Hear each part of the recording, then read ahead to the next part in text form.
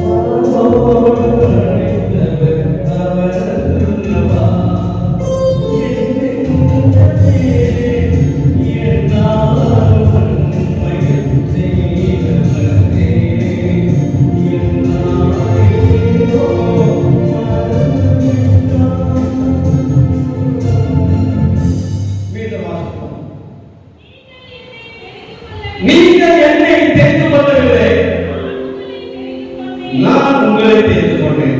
வேதத்தை கொஞ்சம் ஆராய்ந்து பார்த்தேன். பல சிலரை தெரிந்து கொண்டார். அதை பார்க்கும்போது ஏசாயா எழுதுகிறான் 44:1-2 அதிகாரம் படிப்போம்.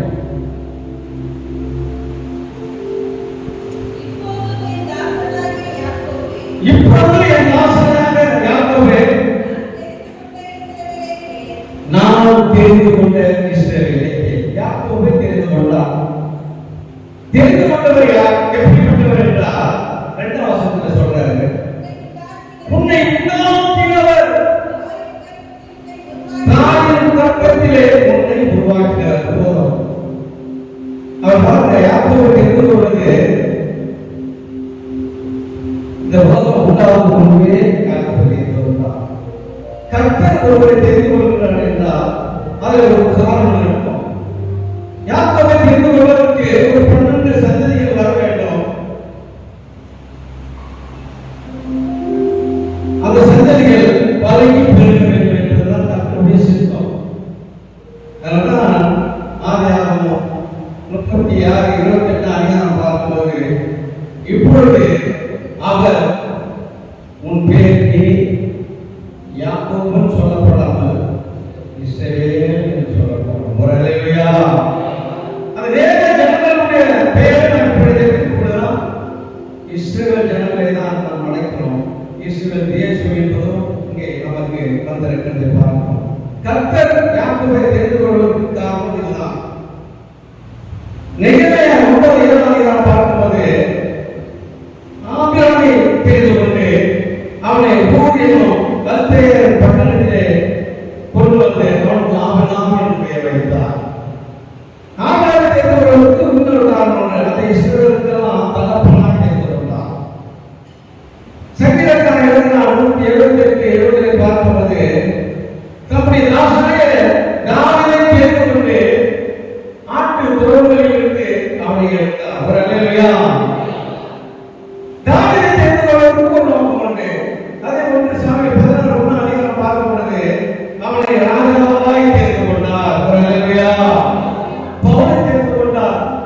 அப்போஸ்தலர் 9:7 அதிகாரம் பார்க்கும்போது, எதற்காக தெரிந்து கொண்டார்?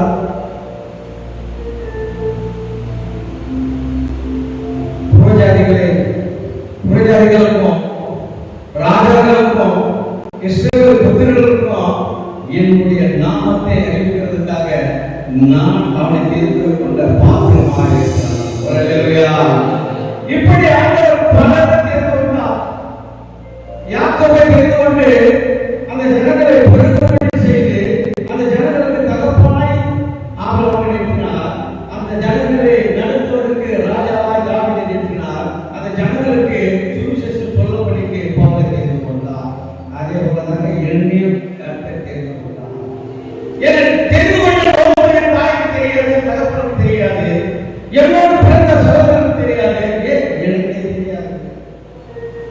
ஆபிரகாமை உலகம் தோன்றுவதற்கு முன்பு தெரிந்து கொண்டார். எப்பொழுது அழைத்தார்? 75 வயதில் அழைத்தார். அவருடைய குடும்பம் பார்த்தா விக்கிரகங்களை விட்டுக் கொண்டிருந்தார்கள். ஆனால் கர்த்தர் அழைத்திருப்பாங்க 75 வயது. அவர் தெரிந்து கொண்டு அவர் பிறப்பதற்கு முன்பாக நிறையதான் என்னை தெரிந்து கொண்டார். ஊழியக்காரனாய் தெரிந்து கொண்டார். தெரிந்து கொண்ட நோக்கம் அப்பதான் என் தாய்க்கு தெரியும், சகோதரருக்கு தெரியும். அந்த தெரிந்து கொண்ட அப்படின்னால்தான் அது நிமித்தம் தான் பாருங்க. மரம் எப்படி தெரிந்து கொண்டார்? 50 வயது நான் சொல்லும்போதுதான் கர்த்தர் என்னை தெரிந்து கொண்டார். மரணம் வந்தது, அத்தை என்னை ஜெயிக்க வைத்தார். காரணம், அவர் தெரிந்து கொண்ட நிமித்தம் என் உயிரையே போகாதபடிக்கு அவர் காப்பாற்றினார். ஒரு அல்லேலூயா. எதுவா தெரிந்து கொண்டார்? உடையக்காரன் தெரிந்து கொண்டார். எதுவா தெரிந்து கொண்டார் என்று கொஞ்சம் ஆராய்ந்து பார்த்தேன். நோவா உணவை தெரிந்து கொண்டார். எலியாவுக்கு காகத்தை தெரிந்து கொண்டார். எதற்கு நீங்க புரிந்து கொள்ள வேண்டும்? யோனாவுக்கு மீனை தெரிந்து கொண்டார். என் ஆண்டவராகிய இயேசு கிறிஸ்து எதை தெரிந்து கொண்டார்? சொல்லுங்க, நான் வெறும் சொல்றேன். எதை தெரிந்து கொண்டார்? நல்ல சத்தமா சொல்லுங்க. கழுதையை தெரிந்து கொண்டார்.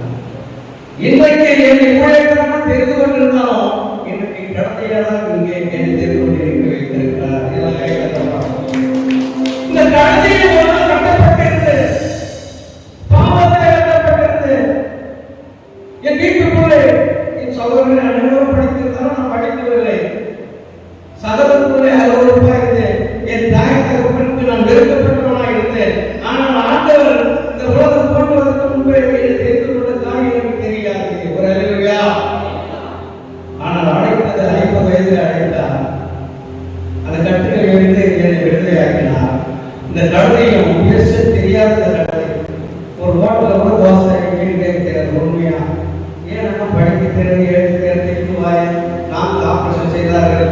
அப்படிப்பட்ட எண்ணையும் மேம்படுத்தினார், பேச வைத்தார். ஒரு அல்லேலூயா. ஏன் எனக்கு சொல்றேன்னா, நான் செய்தியை இந்த கழுதை வந்து கொஞ்சம் ஆராய்ந்து பார்த்து கொண்டிருந்து ஒரு சம்பவம் நடந்தது. அதற்காக இந்த செய்தி நான் என் வீட்டு அட்வென்ட் சபையை சொல்ல வேண்டும் எனக்கு முன்பாக எடுத்துக்கொண்டிருந்தேன்.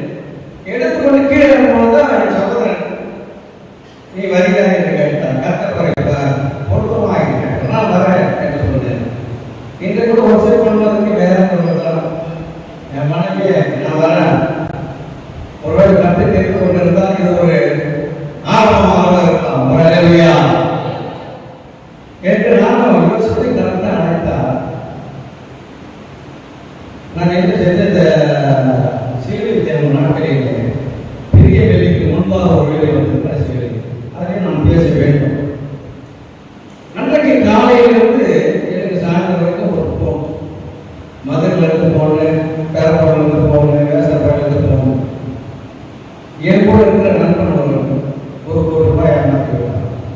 அதை வந்து நீ தான் கேட்கணும்னு எனக்கு ஃபோன் மேலே ஃபோன் செய்து கொண்டே இருக்காங்க. நான் சொன்னேன் ஏன் நான் கேட்கக்கூடாது, அது தவிர அவனுடைய வேலை. அதை நான் தலைக்கு பார்த்தீங்கன்னாலும் கேட்கல. ஒத்தாமல் என்னை ஜபம் செய்ய முடியவில்லை, வேதத்தை வாசிக்க முடியவில்லை, தியானிக்க முடியவில்லை. என்ன செய்வது எனக்கு ஒன்றும் புரியல. 4 மணி எனக்கு ரொம்ப பிரச்சனை கொடுத்து கொண்டே இருந்தாங்க.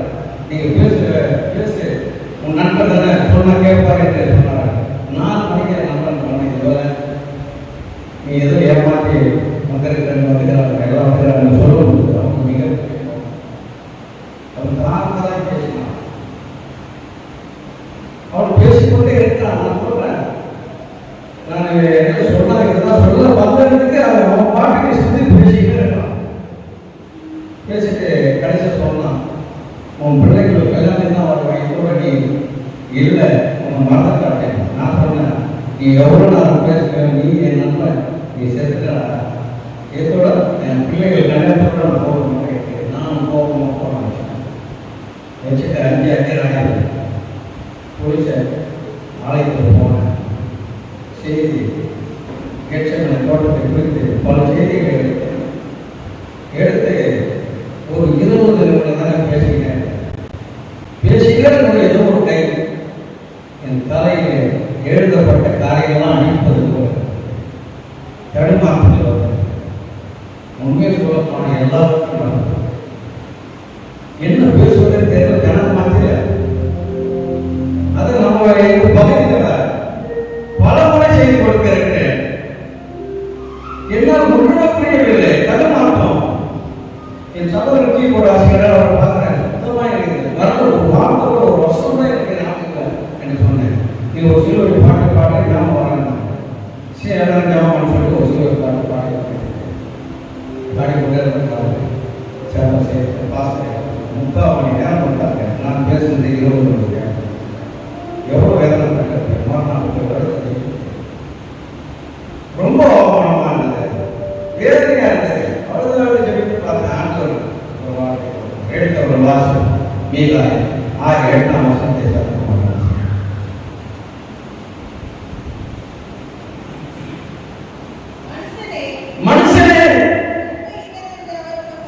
நன்மை இன்னதென்று அறியப்பட்டு நியாயத்தை செய்து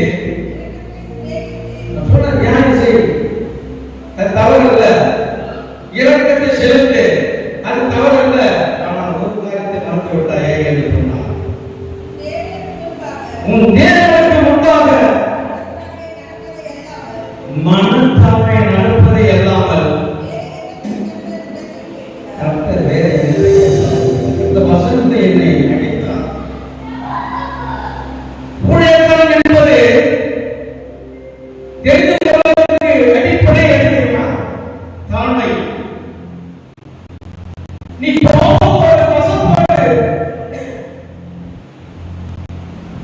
சில குழப்பங்களோடு சமூகத்தில் நின்று கொண்டு இருக்கிறாயே.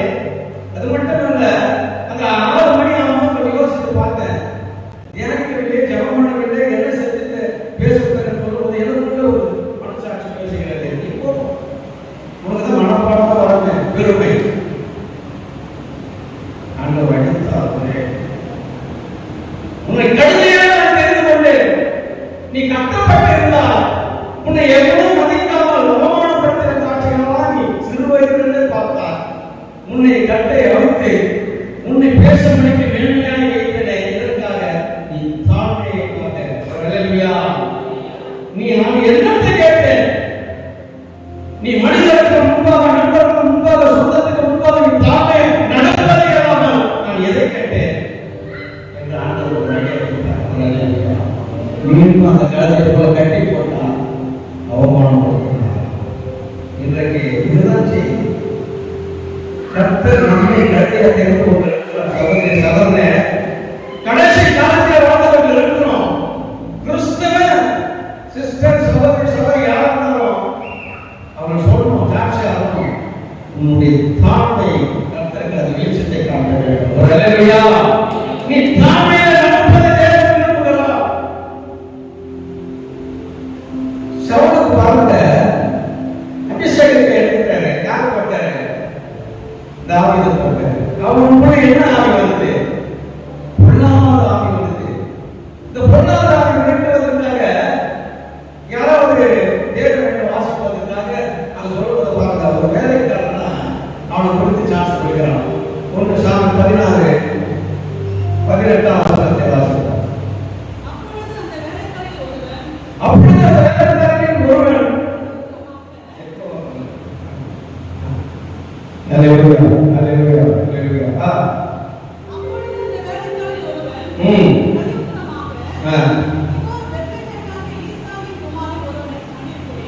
ஒரு வேலைக்காரன் தாவீதை குறித்து அங்க சவுலுக்கு சாட்சியா சொல்றாங்க.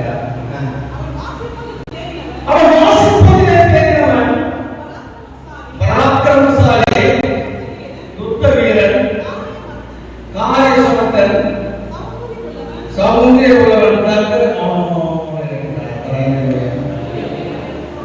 தாழ்மையா நடக்கும் பொழுதுதான் நம்ம வீடு பக்கத்தில் இருக்கிற எதிர்க்க இருக்கிற நம்மோடு வாழ்வதெல்லாம் சாட்சியம் சொல்ல வேண்டும். இந்த சகோதரியா, இந்த சகோதரனா, தாழ்வுள்ள சகோதரன், இவர்களை போல் யாரும் இல்லை என்று சாட்சி சொல்ல வேண்டும். ஒரு அல்லேலூயா. தாழ்மையா நடப்பதை எல்லாம் நான் முன்னெடுத்து எது கேட்டேன்? உன்னை வெறும் நடந்து வா என்று கூப்பிட்டனா? இல்லை நீ மண்ணு சோறு சாப்பிட வேண்டும் என்று நான் கேட்டேனா? இல்லை நீ அழகு குத்தி கொள்ள வேண்டும் என்று நான் எதிர்பார்த்தேனா? நீ நெருப்பமான நடக்க வேண்டும் என்று எதிர்பார்த்தனா? இல்லையே, மனம் தாழ்மையாக நடக்க வேண்டும் என்றுதானே உன்னை நான் கூட இருக்கிறேன். முன்பாக பாருங்க, மரக்காலம் ஒன்று கிடையாது. எத்தனை ஏழுகள் அவர் கணக்கு முன்பாக இருக்கிறோம். ஆனால் அவர் கடவுளை தெரிந்து கொண்டார். தெரிந்து வருவதற்கு ஒரு நோக்கம் இருக்கிறது. ரொம்ப அழகாக இருக்கிறார். 38 வசனத்தை எடுத்து வர வாசிக்கிறோம்.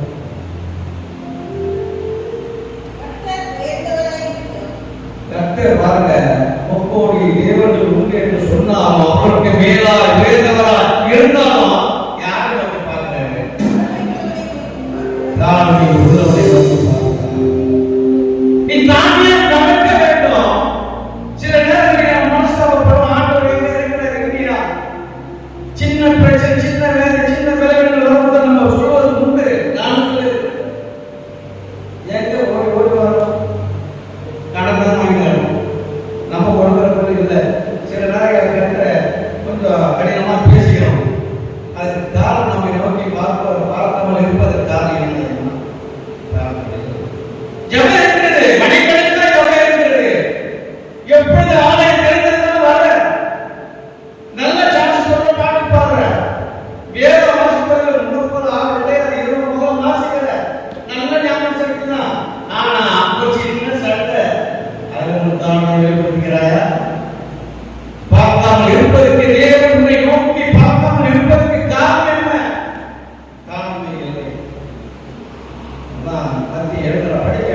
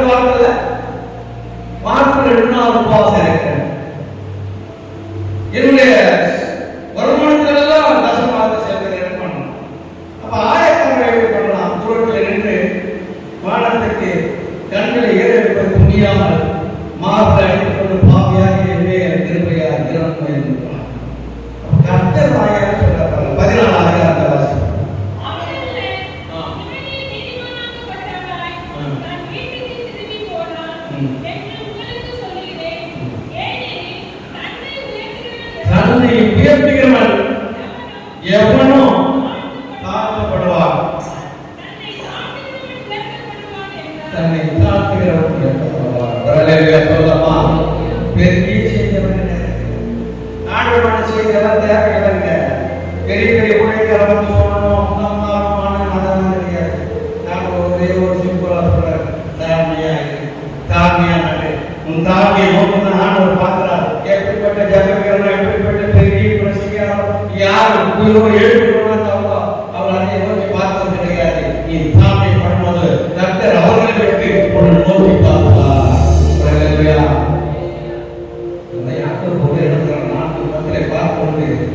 கர்த்தருக்கு முன்பாக தாழ்மைப்பட வேண்டும். அப்பொழுதுதான் அவர் உங்களை உயர்த்துவார். நம்மளை உயர்த்த வேண்டும் என்றால் அவருக்கு முன்பாக நம்ம தாழ்மைப்பட வேண்டும், தாழ்மையா நடக்க வேண்டும், தாழ்மையோட இருக்க வேண்டும். இதுதான் அவரால் கர்த்தர் உயர்த்துவார். பெருமை அடித்தார் ஒரு அடி எல்லாம் ஞாபகம் போயிடுச்சு. ஒரு வருஷம் கூட வரல. தேவி அழகை அவமானம் பண்ணேன். சிஸ்டர் எல்லாம் வந்து கேட்டாங்க, என்னன்னு கேட்டாங்க. நான் ஏதோ சீரியஸாக வெளியே வந்தா கேட்பாங்க, என்ன ஆச்சு உடம்பு ஆயிடுச்சு. மிகப்பெரிய ஒரு தாழ்மை இல்லை என்றால் மீண்டும் கழுதையை போல் மூளையிலே கட்டி விடுவார். அவமானம் மறுபடி கட்டர் வைப்பார். சில நேரங்களில் நம்ம நினைக்கலாம், ஏன் ஆண்டவர் எனக்கு இந்த அவமானம், ஏன் இந்த தலைமுறை, ஏன் எனக்கு இந்த வேதனை, ஏன் இந்த வியாதி என்னெல்லாம் கேட்கலாம். கேட்கும்போது ஆண்டவர் இதுதான் யோசிக்கணும். ஒருவேளை ஆண்டவரை நான் தாழ்மையாக நடக்கவில்லையா, யாரோ பேச தெரியாத ஒரு வந்து பேசினான், அந்த வார்த்தை எனக்கு மிகவும் கொண்டதாக. தாழ்மையாக நடக்கிறான், தாழ்மையாக இருக்கிற என்னை நோக்கி பார்ப்போம், என் வாழ்க்கையை என்னை கேட்போம் என்று நாம் கேட்போமா? அதிலே 4 சொல்றாரு, பெருமை உள்ளவனுக்கு கர்த்தர் எதிர்த்து இருக்கிறார். பெருமை என்ன? அவர் எதிர்த்த எவனைக்க முடியும்? ஒரு வகையை கொடுத்தார் அப்படியே சொல்லுங்க. அப்போ தாழ்மை உள்ளவர்களுக்கு கிருபை அளிக்கிறார். இந்த கிருபை என்பது சாதாரணமான விஷயம் அல்ல. கிருபைக்கும் இரக்கத்துக்கும் வித்தியாசம் உண்டு. யாராவது சொல்ல முடியுமா? இரக்கத்துக்கும் கிருபைக்கும் வித்தியாசம் உண்டு. இரக்கம்னா தலை காட்டப்படும், கிருபையாக போவாது. நீ உயிரோடு இருக்கிற வரைக்கும் வளர்ந்து கொண்டே இருப்போம். ஆனால் உன்னை தொடர வேண்டும் என்றால் நீ தாழ்மைப்பட வேண்டும். இங்கிருந்து வீட்டுக்கு போவது நிச்சயம் இல்லாத வாழ்க்கைங்க. நம்ம வீட்டுக்கு சேருவோமா என்பது உண்மையான நிச்சயம் இல்லாத வாழ்க்கை. நாம் வாழ்கிறோம் என்றால் அந்த தாழ்மை இருக்கும்போது அந்த கிருபை நம்மை தொடர்ந்து வரும்.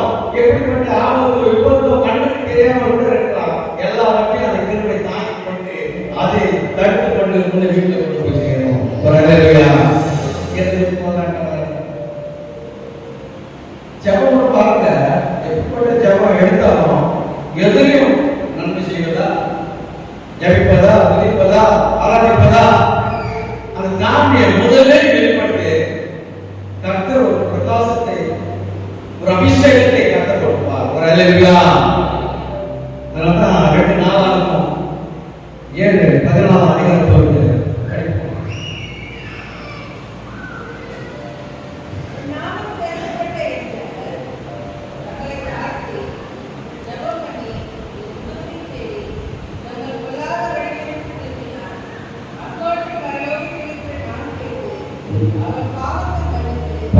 அந்த தாழ்மையை முதல்ல நீ எடுத்துக்கிட்டு நீ ஜபம் பண்ணு. என்ன காரியம் செய்யணும்னா, எப்படிப்பட்ட நம்ம பாவியா இருந்தாலும் பாவத்திலே மூழ்கி போனாங்களோ அந்த தாழ்மை மன்னிக்கிறது. ஆனா மனிதன் சொல்லலாம், இதை போய் ஜபம் பண்ணலாம், இவருக்கு போய் ஜபம் பண்ணலாம், இவருக்கு பற்றி நம்மளுக்கு தெரியாத மனிதர்கள் சொல்வார்கள். ஆனால் நீ தாழ்மைப்படு, அந்த பாவத்தை மன்னிப்பதிலே பெருத்தவர்.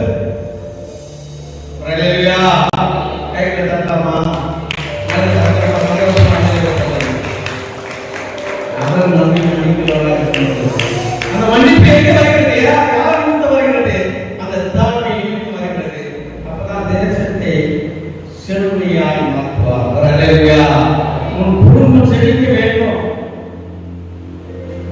உன் குடும்பத்துக்குள்ளே சண்டை இல்லாதவர்களுக்கு மகிழ்ச்சியாய் வாழ வேண்டும் என்றால் முதலாவது அந்த தாழ்மையை குடும்பத்துக்கு முன்பாக நிறுத்த வேண்டும். அல்லேலூயா. அந்த தாழ்மையை பலரை ஜெயிக்க வைத்திருக்கிறது.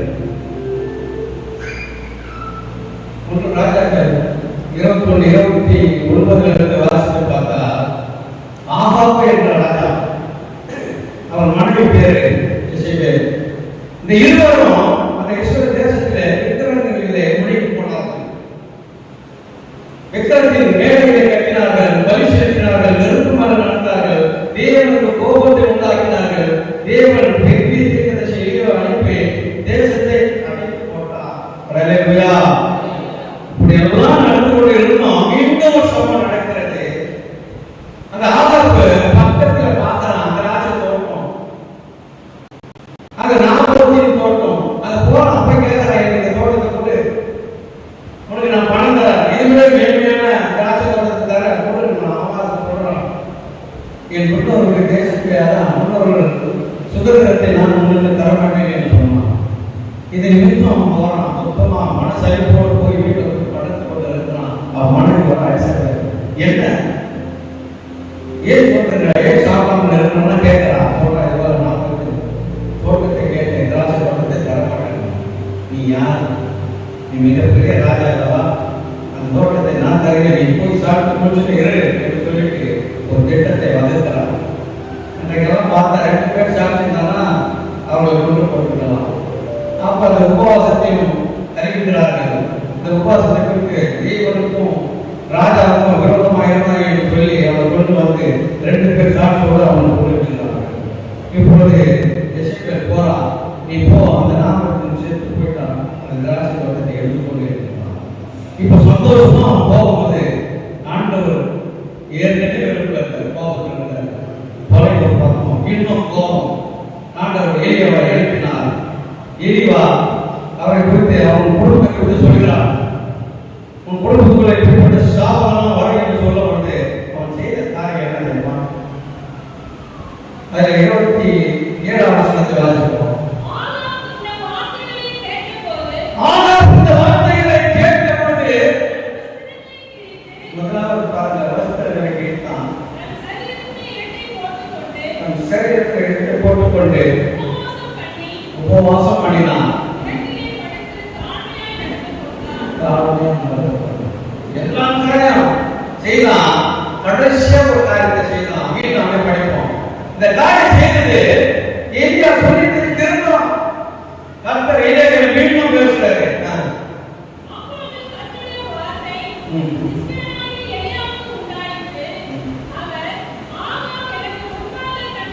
எலியா பாருங்க, பெரிய தீர்க்கதரிசி எலியா சொல்றாரு, எலியா ஆகாப் எனக்கு முன்பாக தன்னை நாட்டுகிறதை பார்த்தாயா?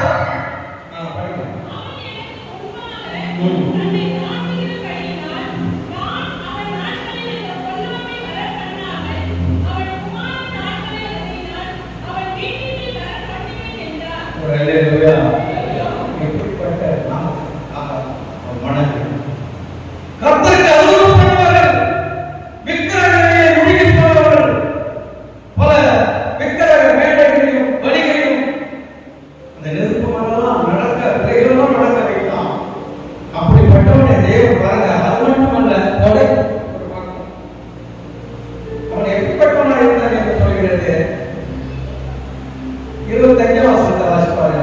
21 தன் மனைவியான எசேபேல்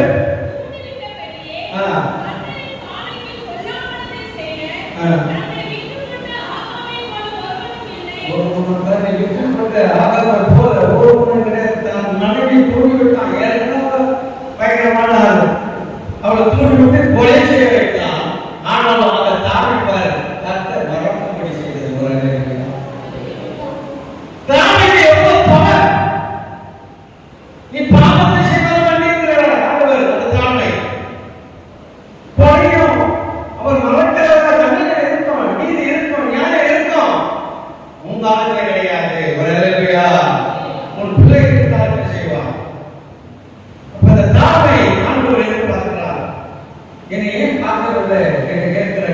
நான் சொல்றாரு, நீ தாழ்மையை நோக்கி ஏன் கேட்கிறார், நீ தாழ்மையை நடத்துவார் நான் உயர்த்துகிறேன் என்று சொல்கிறார். உன்னை எவ்வளவுக்கு எவ்வளவு நீ தாழ்த்துகிறாயோ நான் உன்னை உயர்த்துகிறேன் என்று ஆண்டவர் இந்த காலை வேளையிலே ஒரு வாக்குத்தத்தமான வசனத்தை கொடுக்கிறார்.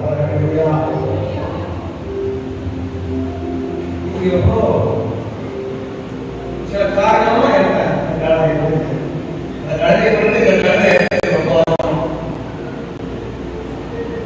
கழுதை பார்க்கும்போது மாணவர்களை விட கழுதையை தான் வாகனமாக பயன்படுத்தினார்கள். வெளியே கழுதை உண்டு, அந்த குதிரைகளை விட கழுதையில விலைப்பட்டதாக அன்றைக்கு இருந்திருக்கிறது.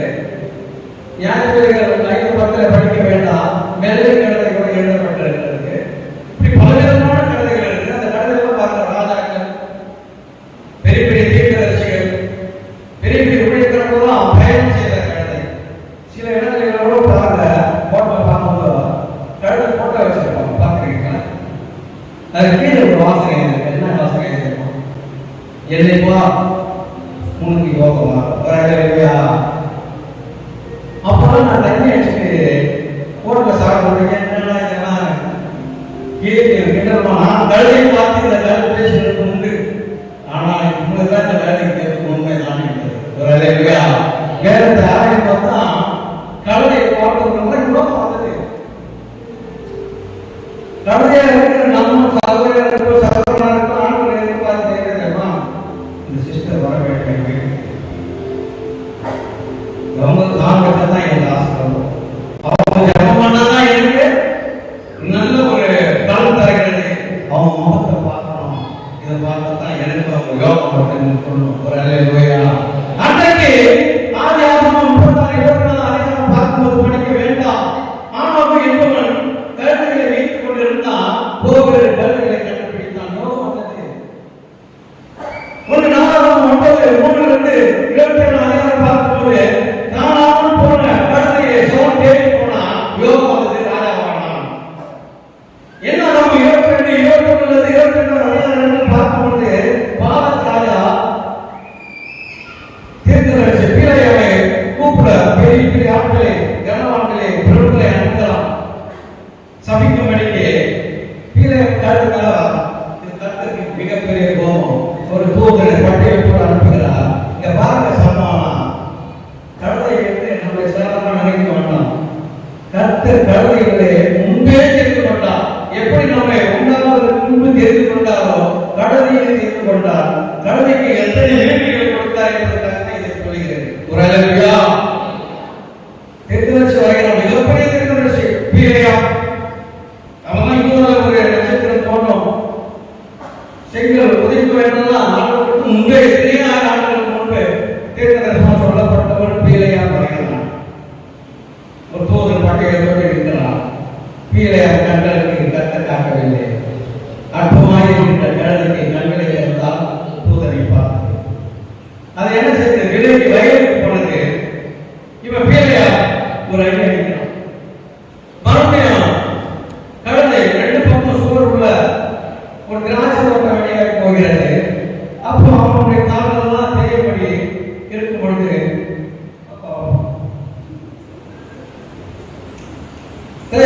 தூதரை பார்த்து மறுபடியும் 2ஆம் முறை மீண்டும் போகிறது. தூதர் பட்டியலோடு வலது பக்கம் இடது பக்கம் வழிபடாதபடி இருக்கும்போது கழுத்தை அப்படியே உட்கார்ந்து வருகிறது. மீண்டும் 3ஆம் முறை கழுதை வாழை கருத்தை திறந்தார். ஒரு அல்லேலூயா. பாருங்க, கண்களே முதல்ல கழுதைக்கு தந்தாங்க. கழுதையின் வாயை திறந்து பேசும்படி செய்தார். அந்த வார்த்தை பேச ரொம்ப அழகாக இருக்கலாம். 1 பேர் 2:16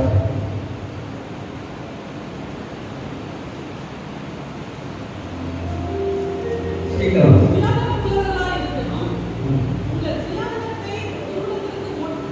2 பேர் 2:16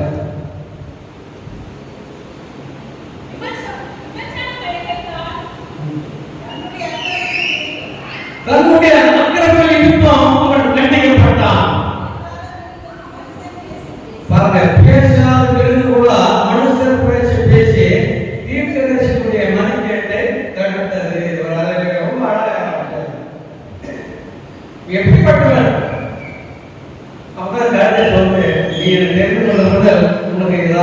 துரோகம் பண்ணிருக்கானா என்கிற அவன் என்ன வந்து பிரயாசம் பண்ணிக்கிறாயே என் கையில ஒரு கத்தி இருந்தா உன்னை நான் கொலை பண்ணினால வெட்டி போட்டிருப்பேன் என்று சொல்லுவதுதான் இப்போ கர்த்தர் அவனுடைய கண்களை திறக்கிறார்.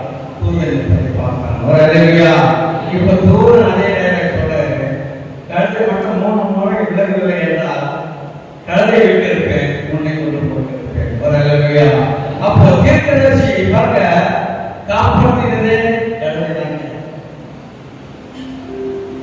கழுதையை பேசுவதற்கு கழுதையை உயர்த்தின தேவன் இன்றைக்கும் ஜெபம் பண்ணத்துக்கு தயங்கலாம், பாடுபடுறதுக்கு தயங்கலாம். கழுதைங்க நம்ம கழுதையா இருக்கலாம் சொல்றேன். நீ கவலைப்படாத, நீ தாழ்மைப்பட்டு உன் வாயை திருப்பாய், நீ நன்றாக பாடுவாய், நன்றாக ஜெயிப்பாய், நன்றாக பிரசங்கிப்பாய். அல்லேலூயா.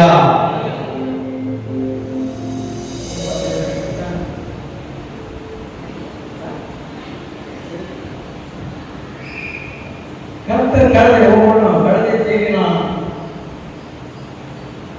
யோகம் வந்தது, கோவில் கழுதைகளை கண்டுபிடித்தான். கழுதை செய்ய போனான், யோகம் வந்தது, ராஜாவானான். கழுதையை தீர்க்கதரிசியை மதிக்கேட்டை தடுத்து உணர்த்தினது, கழுதை பேசினது. ஒரு அல்லேலூயா. ஞானிகளை பார்க்கும்போது ஞானிகள் பயந்து அதிகாரம் பார்க்கும்போது சிம்சோன் கட்டப்பட்டவனா பெலிஸ்தர்களெல்லாம் சொல்லிருந்தாங்க. தன் கை கட்டு எல்லாம் அறுத்து வேண்டாலும் அவன் கீழே கொண்டு பார்த்தான். ஒரு செத்து போன தானையின் பச்சை எலும்பு எடுத்தான்.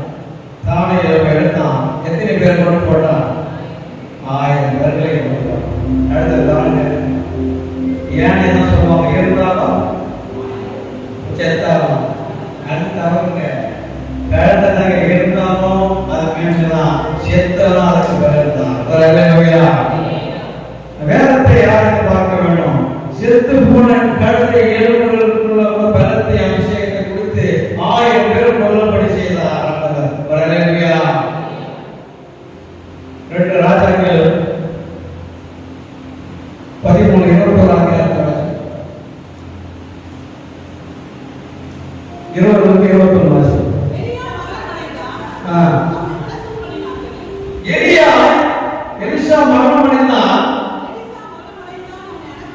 அவனை அடக்கம் பண்ணினார்கள். மறு வருஷத்துக்கு பாருங்க, ஓவிய தண்டுகள், அதாவது ராணுவங்கள் உள்ள வருகிறது.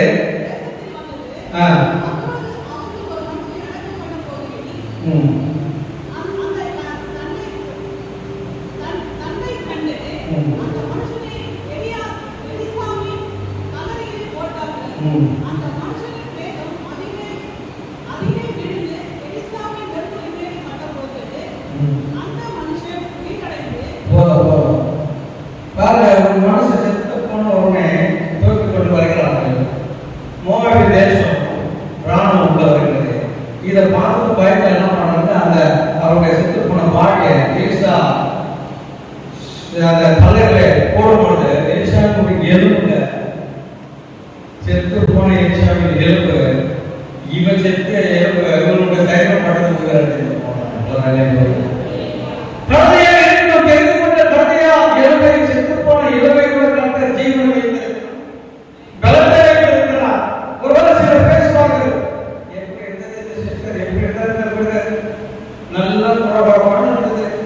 இது உபாசம், ஜபம், ஆலயம் போய் எலும்பு போலாம் ஆலயம் சொல்லுவாங்க. நீ கவலைப்படாத, கர்த்தர் இந்த எலும்பு போய் பலத்தை வைத்திருக்கிறார்.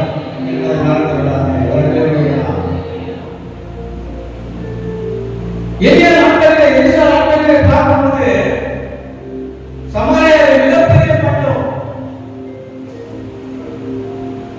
அங்க பாருங்க, கழுத்தை தலை 80 வெள்ளி காசு தான் விற்கப்பட்டது. எப்படிப்பட்ட ஒரு பஞ்சமான காலத்தில் பாருங்க, செத்து போன எலும்புக்குள்ளே கழுதை கொடுத்தார். கழுதையினுடைய தலையை உயர்த்தினார், 80 வெள்ளிக்காக உயர்த்தினார். ஆண்டவரை காட்டி கொடுப்பதற்கு இவங்க மத்திய 26:15 எழுதுகிறது. அவரை நான் காட்டி கொடுக்கிறேன், எனக்கு என்ன கொடுப்பேன்னு கேட்கலாம். எவ்வளவு 30 வெள்ளிக்காசு. ஆண்டவரை காட்டி கொடுப்பதற்கு 30 வெள்ளிக்காசு தான். ஆனால் கழுதை உயர்த்தினார்.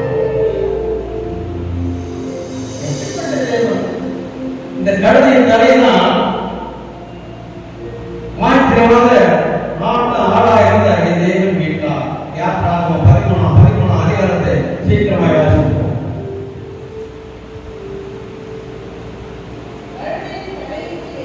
கழுதையின் தலையிட்டதான் ஒரு நாட்டு குட்டியால் மீட்டு கொள்வாயாக. இதே வசனத்தை தான் யாத்திராகமம் 34:20 அதே தான் சொல்லப்படுகிறது. அல்லேலூயா. கர்த்தர் இந்த உலகம் உண்டாவதற்கு முன்பே கவனம் கொண்டிருக்கிற சகோதரி சகோதரன் வயது கடந்து போயிருக்கலாம். போட்டு அல்ல, அவர் 75 வயதில் தான் முன்பே தேர்ந்து கொண்டாலும் 75 வயதில் தான் அழைத்தார். என்னை 50 வயதில் அழைத்தார். அல்லேலூயா. தேர்ந்து கொள்ளலாம். எலெக்ஷன் எண்ணிக்கை எல்லாம் போட்டு நான் அந்த 4 தான் எனக்கு 60 வயது. அல்லேலூயா. எனக்காக ஜெபம் பண்ணுவார். கர்த்தர் 60 20 ஆகிட்டு வைத்திருக்கிறார். அல்லேலூயா. கர்த்தருக்கு தெரியும் எப்போ உயர்த்த வேண்டும். கர்த்தருக்கு முன்பாக நீ மேலே இருந்தால் அவருடைய கோபம் பற்றி இருக்கும். கர்த்தர் இந்த நாளை கடைசி நாட்களிலே அவர் எதிர்பார்க்கிற காரியம் என்ன என்றால் குடும்பத்துக்குள்ள சண்டை வருவதற்கு காரியம் கோபம், ஈகோ தான். நீ பெரியவளா நான் பெரியவளா, சொத்து பிரச்சனை, அண்ணன் பிரச்சனை, இதெல்லாம் வருவதற்கு காரணம் தாங்க. கர்த்தர் சொல்றார், நீ தாண்டி போடு, உன் குடும்பம் சமாதானம், நீ தாண்டி நடு. நான் இதெல்லாம் எதிர்பார்க்கிறேன், நான் என்னத்தை எதிர்பார்க்கிறேன். ஆண்டவர் கேட்கிறார். பார்க்கவில்லை பார்க்கவில்லை பார்க்கவில்லை என்று புலம்பி கொண்டு அழுது கொண்டு ஜெபித்துக் கொண்டு இருக்கிறாயே, தாழ்மையா இருந்திருக்கிறாயா உன்னை பார்ப்பதற்கு? நீ தாழ்மையா இரு, நான் உன்னை நோக்கி பார்க்கிறேன். நீ தாழ்மையா உனக்கு வேற உனக்கு கீழே இருந்தாலும் கவலைப்படாத, அப்படின்னு பாருங்க. அவருக்கு முன்பாக நீ தாழ்த்து, கர்த்தர் உன்னை உயர்த்துவார். நீ தாண்டி போடுவதுதான் கர்த்தர் அவர் உன்னை உயர்த்துகிறவராக இருக்கிறார். அந்த தாழ்மை உணர்வுல இருக்கும்போது கர்த்தருடைய கிருபை உன்னை சூழ்ந்து கொண்டே இருக்கும், உன்னை காப்பாற்றிக் கொண்டே இருக்கும். உன் பிள்ளைகளை வாழ காண வேண்டும் என்றால் உன் தாழ்மை அவசியம் என்று அவர் விரும்புகிறார். அல்லேலூயா. தாழ்மைப்படும். ஆண்டவரே, நிச்சயமாக ஒரு பொருளோடு போராடுவோம். நான் ஏதோ பெரிய பெரிய ஆட்கள் வருவார்கள், செய்திகள் கொடுப்பார்கள் என்று நான் எதிர்பார்த்து கொண்டிருக்கிறேன். ஏதோ ஒரு கதை கொண்டு வந்து நிறுத்தி தாழ்மையை குறித்து எனக்கு பேசுவதற்காக எனக்கு